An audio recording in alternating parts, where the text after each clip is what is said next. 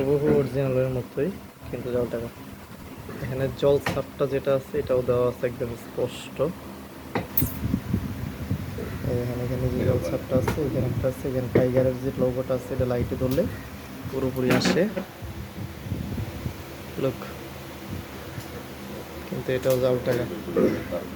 টাকাটা দেখতে একই হুবহু, বাট একটু কালার চলে গেছে, কারণ হচ্ছে জাল টাকা হাতে হাতে গুললেই কালার চলে যায় এবং এটার পুরোপুরি বোঝা যায় না যে এখনো যে জাল টাকা না।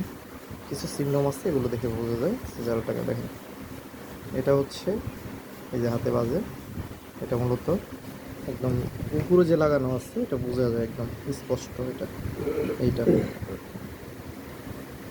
বাকি সব মোটামুটি একদম অরিজিনালের মতোই মনে হয়। এবং এটা হচ্ছে দেখেন, এটা বসানো আছে, এটা বোঝা যায় পুরোটা বসানো আছে, একদম হুবহু নতুন টাকা বাট জাল।